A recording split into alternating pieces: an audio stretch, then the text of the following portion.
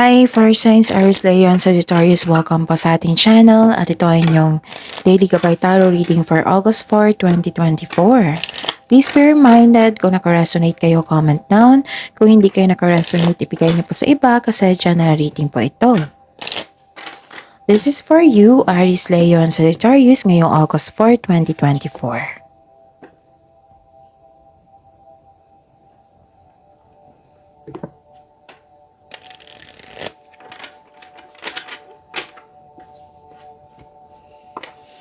Maraming salamat po sa inyong patuloy na suporta at maraming salamat po sa mga hindi nag-skip ng ads. Gamitin ang reading na ito bilang gabay lamang sa mga hindi pa nag-subscribe, subscribe na po kayo at click bell notification para malaman nyo na may bago tayong video. Para sa mga gustong magpa-reading po, may lumabas dyan sa screen nyo ngayon. Panoorin nyo po at sundin ang instruction. Calling the attention sa mga suki ko dito na Aries, Leo, and Sagittarius. Open na po ang inyong Monte Gabay Tarot reading for August 2024. Pwedeng nakafocus sa career and money, pwedeng general reading na may kasamang love reading. So message me for schedule. Maraming salamat po.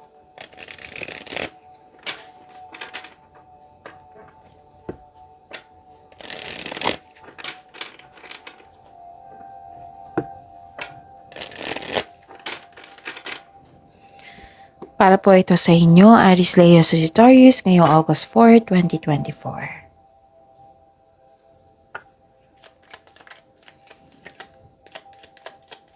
Another 2 cards po, mga ganap ngayong August 4, 2024, para po kay Aries, Leo, and Sagittarius.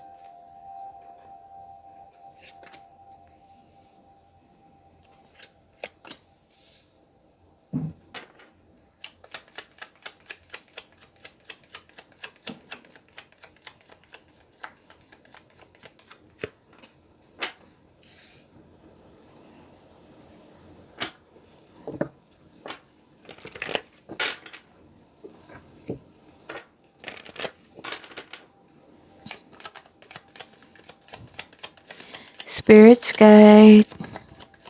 Message po para kay Aries, Leo, and Sagittarius ngayong August 4, 2024. I need 2 cards po.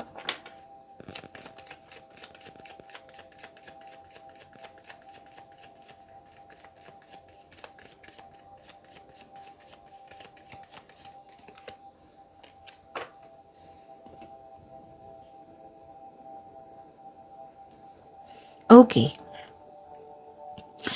Aries, Leo, and Sagittarius ngayong August 4, 2024. May nakita kong harvest po dito. It might be, sweldo? Basta may resulta dito sa inyong sipag at syaga. May magandang bunga tapos nag-harvest kayo. Tapos may nakita ko ditong cut off of communication or loss of connection sa isang tao. Pwedeng may nang-ghost, pwedeng kayo ang nang-ghost. May nakita ko dito na may binigay na sa inyo ng opportunities na kailangan yung bigyan ng desisyon. Kung maaari po, wag po daw kayo mag-hesitate, kundi bigyan ng magandang plano para makagawa kayo ng best decision. At may parating po, 2 card na po nagsabi dito na may parating na malaking pera sa inyo which is expected nyo po ito. Pwedeng cash ito, pwedeng cheque. Tapos may nakita rin ako dito naka-receive kayo ng news or information. Pwedeng letter ito. Pwedeng nalaman nyo ang intensyon ng isang tao. Okay? Yon. Ang mensahe po. Wow, ang ganda. You and your loved ones are safe. Claim nyo po ito, ha? And hold your vision. Okay. So, syempre, kung may opportunity, hold your vision.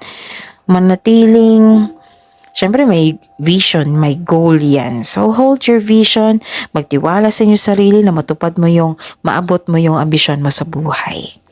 Okay?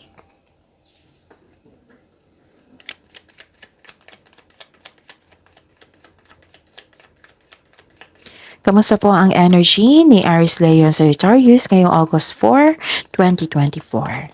Spirits Guide.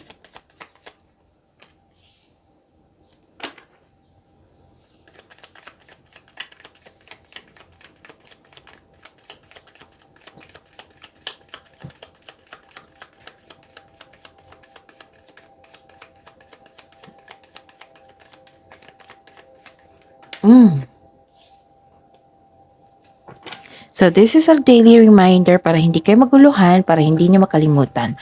Panoorin nyo po ang last 4 days kabay tarot reading nyo po. Like for example, napanood nyo ito ngayong August 4, 2024. Basta sunod-sunod po na date. Panoorin nyo po yung August 3, 2, 1, July 31. Panoorin nyo po. Kung may nakita or narinig kayong repeating message, kailangan nyo po yan bigyan ng atensyon. Kung maaari po, bigyan nyo po ng solusyon at aksyon. Again, calling the attention sa mga suki ko dito na Aries, Leo, and Sagittarius. Open na po ang inyong Monte Kabay Tarot reading for August 2024. Pwedeng nakafocus sa career and money, pwedeng general reading na may kasamang love reading. So, message me for schedule.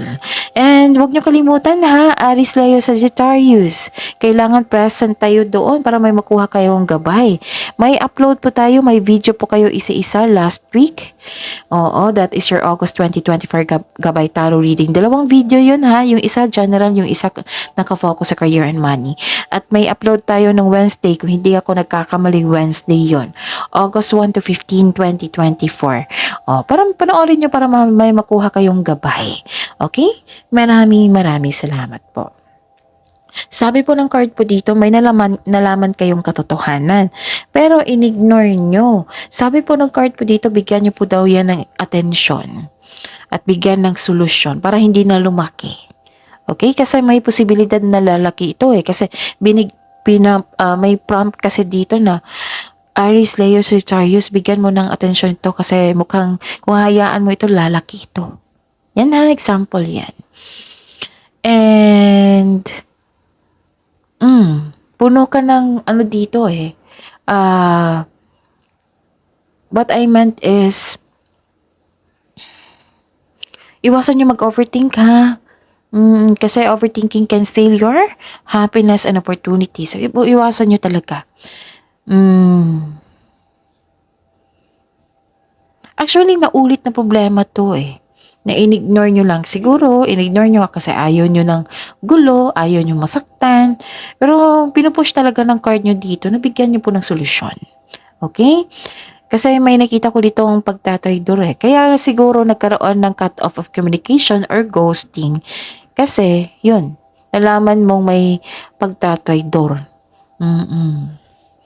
So, yun. May nakita ko ditong travel. Yes, may travel kayo ngayon. Ano pa? Nakikita ko rin dito na okay, so this is expansion and growth, which is the clarification of your card here. Kasi opportunities eh. For your expansion and growth yan. Okay, hold your vision. Sabi po dito. This is expansion and collaboration. Okay. So this is the clarification of your cards here also. Na, di ba sabi ko sa inyo pagbubunga. Nag-harvest na kasi kayo eh. Makikita mo na mga bunga na yung pagsisikap. Pero kailangan nyo daw mapagmasid. Sabi po ng card dito, maging mapagmasid. Sabi po ng card nyo. Kung may plano kayo, this is the time na gawin mo na ngayon. Ginagawa mo ng action ng matagal mo ng plano for your growth. May posibilidad talaga na maglakbay kayo or ituloy mo yung matagal mo na plano na maglakbay or abroad, ganon, para doon na magtrabaho. Okay? May ganap talaga na paglalakbay. Collaboration din. May nakita kong collaboration dito. Pwede ding tulong ito. Okay?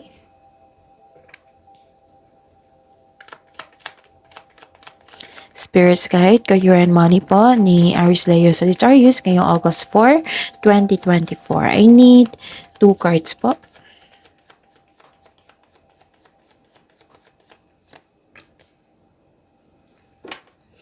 And the clarification of this card po.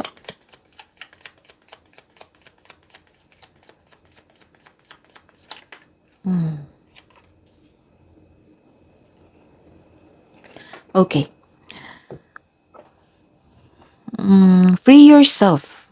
Kasi nga, yun. Sabi ko kanina dito, na iwasan nyo mag-overthink. Nag-overthink kayo, some of you. Sana makawala na kayo dyan. So, kasi overthinking, na nakawin niya talaga yung happiness mo, opportunities mo. So, sayang naman. Okay? So, tulungan niyo po yung sarili niyo. Aries, Leo, Sagittarius. Kasi nakikita ko dito may naramdaman kayo na parang na-stuck kayo sa isang sitwasyon, nakatali sa isang bagay, sa isang tao, at ikaw ay nahihirapan.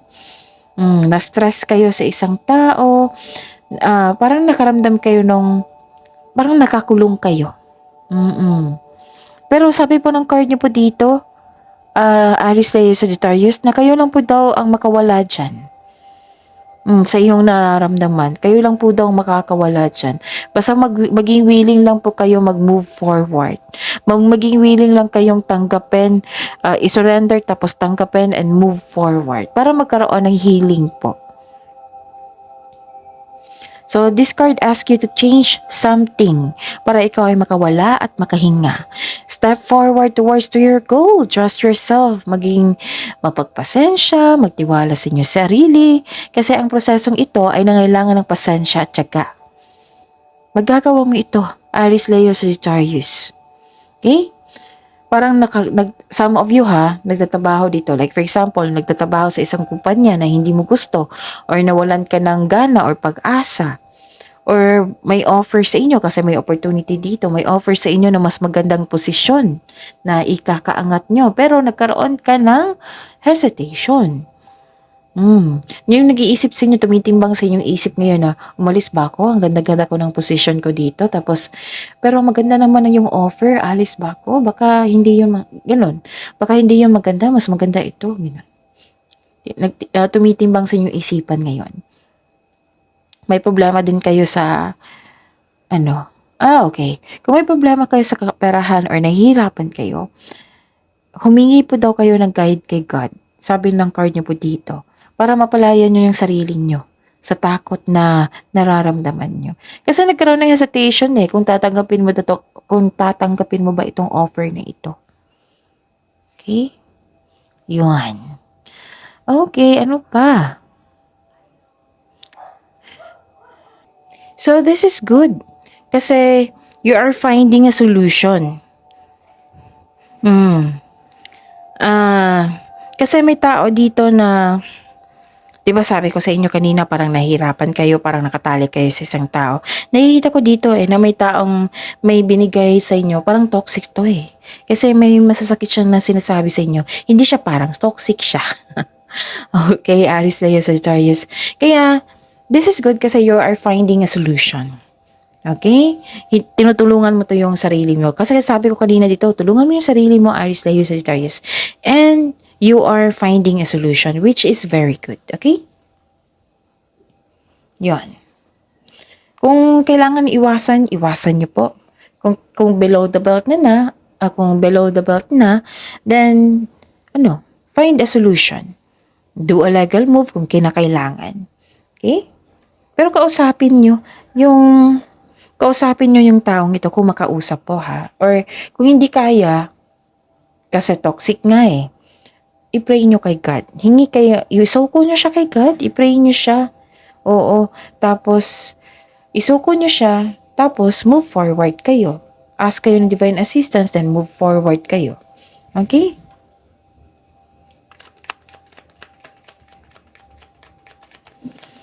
Spirits Guide, Love Life, Self-Love, Partnership, and Romance ni Aries, Leo, Sagittarius ngayong August 4, 2024. I need 2 cards po.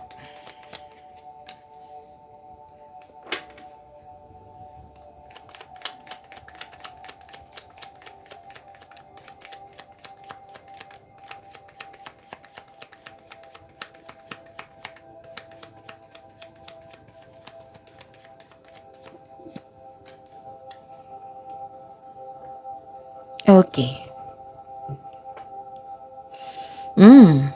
By the way, maraming salamat po sa patuloy na tiwala at suporta sa ating channel at maraming salamat po sa mga hindi nag-skip ng ads. May lumabas dyan sa screen nyo ngayon, panoorin nyo po at sundin ang instruction. Okay. My unfair treatment, what I meant is,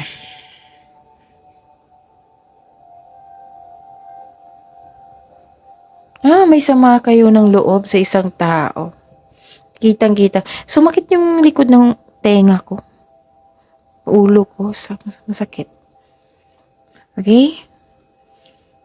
Masakit ba yung ulo nyo ngayon?